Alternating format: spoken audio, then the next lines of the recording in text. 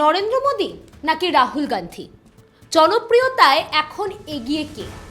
প্রশ্ন তুলছি কারণ হঠাৎ গত কয়েক বছরের চেনা ছবি বদলে গিয়েছে সংসদে। মাত্র কয়েক বছর আগের দৃশ্যটা একবার ভাবুন তো। পার্লামেন্টে দাঁড়িয়ে বিজেপি সরকার পক্ষের নেতারা রাহুল গান্ধীকে নিয়ে তাচ্ছিল্যের হাসি হাসতেন। राहुल गांधी अगर विश्वविद्यालय शब्द हिंदी में लिख दे तो मैं उन्हें पप्पू कहना बंद कर दूंगा। পাপ্পু বলে কটাক্ষ করতেন কিংবা রাজনীতির পাঠ নেওয়ার পরামর্শ দিতেন। সেখানে এখন কেন্দ্রীয় সরকারের বিরুদ্ধে সোচ্চার বিরোধীদের থামাতে বিজেপি এবং এনডিএ সাংসদরা পোস্টার ব্যানার হাতে নিয়ে পাল্টা স্লোগান দিচ্ছেন, রাহুল গান্ধী জবাব দাও। ইউপিএ শরিক শাসিত ঝাড়খণ্ডে पेपर लीक कैसे हो जा रहा है? ছাত্র বিক্ষোভ নিয়ে নীরব কেন বিরোধীরা? প্রশ্ন তুলছে বিজেপি।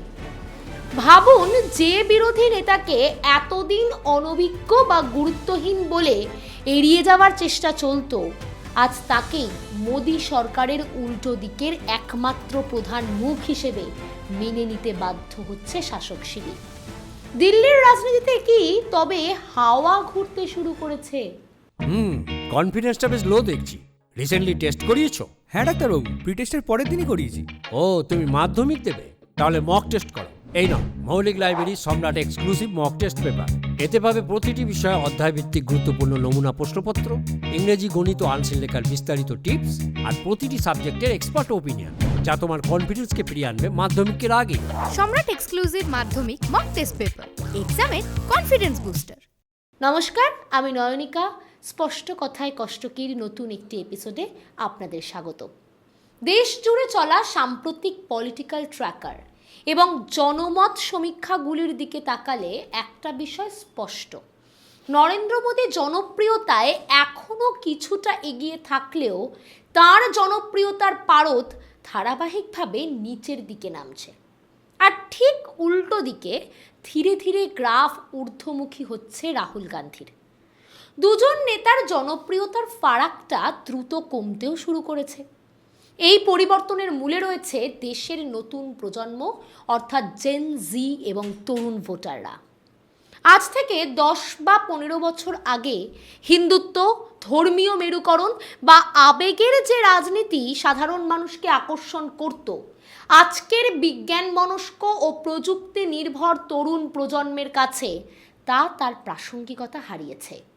দেশের অভিজ্ঞ রাষ্ট্রনায়ক হয়ে যখন প্রধানমন্ত্রী নিজেকে ঈশ্বরের দূত বলে দাবি করেন, हो सकता है मेरी माँ ने मुझे जन्म दिया,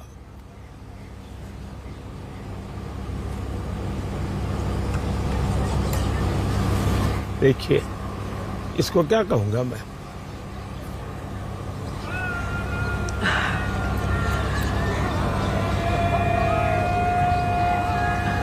ये भाजपा नहीं है जी, वो शायद मुझसे जोड़ने के लिए झंडा रखा है हाथ में, बिल्कुल। लेकिन वो किसी संत परंपरा का व्यक्ति है। तो तब मुझे लगता है कि शायद परमात्मा ने स्वयं ने मुझे किसी काम के लिए भेजा है।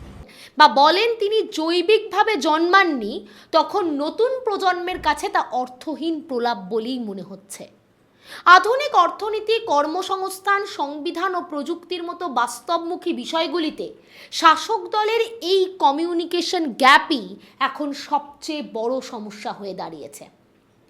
যতই শিবসেনার সাংসদ শ্রীকান্ত সিন্ডে থেকে কেন্দ্রীয় মন্ত্রী ডক্টর জিতেন্দ্র সিংহ সংসদে বিরোধী দলনেতা রাহুল গান্ধীকে খোঁচা দিতে ফোমো শব্দটি ব্যবহার করে জেনজির মন জয় করতে চান না কেন, রাহুল গান্ধীর পড়াশোনা, কথা বলার সহজ ধরন, আধুনিক পোশাক এবং সবচেয়ে বড় কথা প্রশ্ন শোনার মানসিকতা আজ তরুণ ভোটারদের কাছে বোধগম্য হচ্ছে।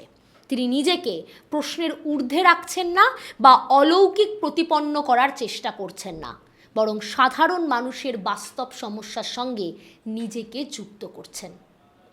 শাসক দলের বহু প্রবীণ নেতা এখনও ট্র্যাডিশনাল ভাবমূর্তি বা পুরনো অপপ্রচারের ওপর নির্ভর করে রাজনীতি করতে চাইছেন। কিন্তু আজকের খোলামেলা ও তথ্য সমৃদ্ধ প্রজন্ম সেই কৌশলগুলিকে সরাসরি প্রত্যাখ্যান করছে। তরুণদের এই চিন্তাভাবনার বদলই জাতীয় রাজনীতির মূল সমীকরণকে বদলে দিচ্ছে। এটা 2026। 2029 সালের লোকসভা ভোটের আগে সামনে আছে বেশ কিছু বড় বড় ইভেন্ট। আসতে পারে জেনজিভ মুভমেন্টের সেকেন্ড ফেজ, সংগঠিত হতে পারে কৃষক আন্দোলন, আছে বেশ কিছু রাজ্যে নির্বাচনও। অন্তত বিজেপির কাছে এ এক কঠিন সময়। সেটা বোঝাই যাচ্ছে যখন নরেন্দ্র মোদী স্বয়ং ইনস্টাগ্রামে রিল পোস্ট করছেন। फ्रेंड्स, मैं जानता हूं कि पेपर लीक ये कोई मामूली विषय नहीं है। সাংবাদিকদের প্রশ্ন এড়াচ্ছেন। Prime Minister Modi, why don't you take some questions from the freest press in the world? কিংবা স্বাধীনতা দিবসে পকেটের রুমালে ভারতের জাতীয় পতাকার তিরঙ্গা রঙের বিন্যাসে ভুল হয়ে যাচ্ছে তার। তিনিও বুঝতে পারছেন আরএসএস প্রধান মোহন ভাগবত জেনজি কিংবা জেন আলফার সঙ্গে বসে কথা বলে সমাধান সূত্র বের করে আনতে পারবেন না। সমস্যা লুকিয়ে আছে বিজেপির দর্শনের মধ্যে, তার ন্যারেটিভগুলির মধ্যে, তার হিন্দু, মুসলমান, পাকিস্তান, রাম মন্দির, কাশী, মথুরা, বিশ্বগুরু, সনাতনী গোহত্যা, গোমাংস ইত্যাদি ন্যারেটিভের মধ্যে। এসব ছাড়তে হবে, জ্ঞান বিজ্ঞানের আলোচনায় আসতে হবে, পৃথিবীর উন্নত দেশের নলেজ স্ট্রিমের সঙ্গে নিজেদের জুড়তে হবে বিশ্বজোড়া চলমান গবেষণাগুলির সঙ্গেও। কিন্তু বিজেপির পক্ষে কি সেটা সম্ভব? এটাই লাখ টাকার প্রশ্ন। এখানেই এক অন্ধভক্তি, সাম্প্রদায়িকতা, কুসংস্কারাচ্ছন্ন মনোভাবের পথে চলতে থাকা সমাজ হেরে যায়, মুছে যায়। তার জন্য কোনো বিরাট প্রতিপক্ষের দরকার হয় না, তারা সময়ের কাছেই হেরে যায়। আজ ইউরোপে গিয়ে কাউকে রেস সুপ্রিমেসি বা বর্ণশ্রেষ্ঠত্বের কথা বলুন না, জাতিগত আধিপত্য, আমরাই উচ্চ জাতি, আমরাই শাসন করব, এই ধরনের গোছের কথা বলে দেখুন না, আপনাকে ধরে তারা মাথার চিকিৎসা করাবে।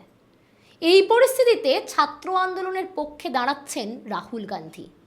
প্রধানমন্ত্রীর বাসভবনের বাইরে আন্দোলন করছেন, প্রশ্ন ফাঁসের বিরুদ্ধে সরব হচ্ছেন, শিক্ষা ব্যবস্থা পুনর্গঠনের দাবি তুলছেন, শিক্ষার জন্য বিপুল যে খরচ তার বিরুদ্ধে সোচ্চার হচ্ছেন, এমনকি বিরোধীদের প্রশ্নে যথাযথ উত্তরও দিচ্ছেন, এড়িয়ে যাচ্ছেন না।